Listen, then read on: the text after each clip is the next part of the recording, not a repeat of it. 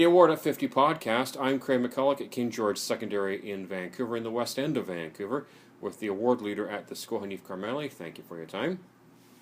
First question I have is, when did you first hear about the award and find out what it is? Oh, it's been a while, and it was a funny way to hear about it. We was up in the office talking to one of my counselors, Jan Black, and she mentioned that we were in progress of doing some high ropes courses over at UBC, and the person at UBC, whoever was running that, and I can't recall his name at the moment, he approached Jan and said, "Would you be interested in the Duke of Ed Award?" And she said, "Oh, send us the information." So she received information from this gentleman.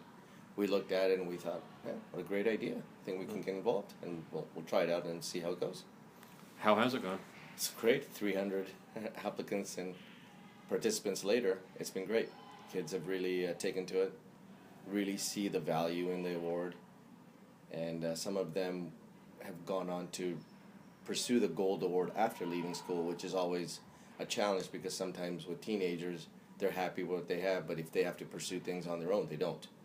But they saw the value in it, and we've had quite a few students pursue the gold after leaving school. By my count, Hanif, you said the word value twice in that answer.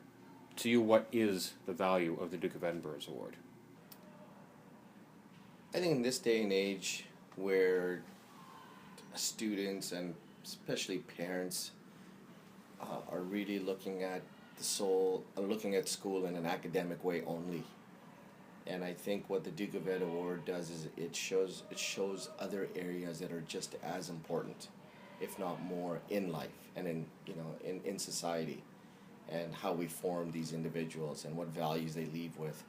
And with the Duke of Ed, what we really liked was that it pursued volunteerism, so giving back to your community, which we always talk about in the school. We're an IB school as well now, so volunteering and giving back is part of their mandate. International Baccalaureate? International Baccalaureate. We do the middle years program here as well. So the Duke of Ed, we did the Duke of Ed program before we became an IB school, so it really fit in well. We didn't have to do much more to meet the needs of the criteria of the IB because of what we were doing in the Duke of Ed program. Interesting. So we really like the volunteering, the giving back to society, giving back to your community. The physical recreation is important, but we found that our kids were always active and involved, and so when they saw that being a criteria, that it was okay for them. And but again, it's important kids to understand that again, it's not just what you're doing on the books; it's what you're doing outside, and how is physical recreation going to help you. One of the key points that the students really enjoyed and attracted them to the Duke of Ed program was the journeys that they got to take with their classmates, with the school, and those were where all the memories are made. And they don't realize how much they're doing in these journeys or expeditions, and yet they just have a great time. And then we reflect on it later on, and they realize how active they were, what they learned going to especially in our school. A lot of these kids don't get outside.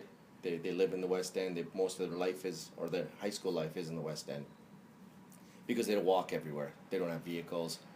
So when they get out to, for example, Newcastle Island or Lake Cowichan, and they see what's out there, it really opens up their eyes. You are, by the Canadian definition, an inner-city school. This is the west end of Vancouver. I would imagine most of your students don't live in houses. They live in condos or apartments. It's one of the most high-density areas, residential areas in all of North America. That must present some unique challenges for you. The challenges, I guess, were sometimes when we do go on journeys and expeditions, the cost can add up for these students. But we try and fundraise, and we have the support of the TD Canada Waterhouse group that helps us, that supported us in the past. And also we have subsidies available here and there that we can help with them. But otherwise, with these students, they look forward to the trips, and they look forward to completing an award. And a lot of these students, like you said, it's an inner city school, so we don't have a lot of scholarship award winners at the end of grade 12. A lot of them don't have the highest academic marks. But one really interesting comment a student made to me a few years ago and really hit home to me is, I saw the value in the Duke of Ed Award, but I didn't know if the kids saw the value in the certificate. And he said, well, at least I'll be getting the Duke of Ed Award at the end of my grade 12. I'll be getting something. And that really hit home to me, saying, wow, yeah, that's true. I mean, you're not getting the top academic mark, or you're not getting a scholarship for all the volunteering you're doing. But he was proud to be receiving the Duke of Ed certificate, and his name would be announced at graduation, which we do. Mm-hmm.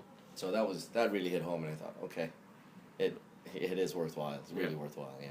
Hanif, thank you so much, and thank you for everything you do here as the award leader at King George Secondary. You're welcome. Thank you. He's Hanif Karmali. I'm Craig McCulloch. This is King George Secondary School in the west end of downtown Vancouver. If you want to find out more information about what we do here in the Wild West Coast of Canada with the Duke of Edinburgh Award, www.dukeofed.org/BC. If you're in one of the 139 other countries around the world, check us out internationally at intaward.org. But again, for here in Canada, it's dukeofed.org. Check us out, get involved, make a contribution, but most importantly, make a difference with Hanif Karmali at King George Secondary School in Vancouver. I'm Craig McCulloch for the Award at 50.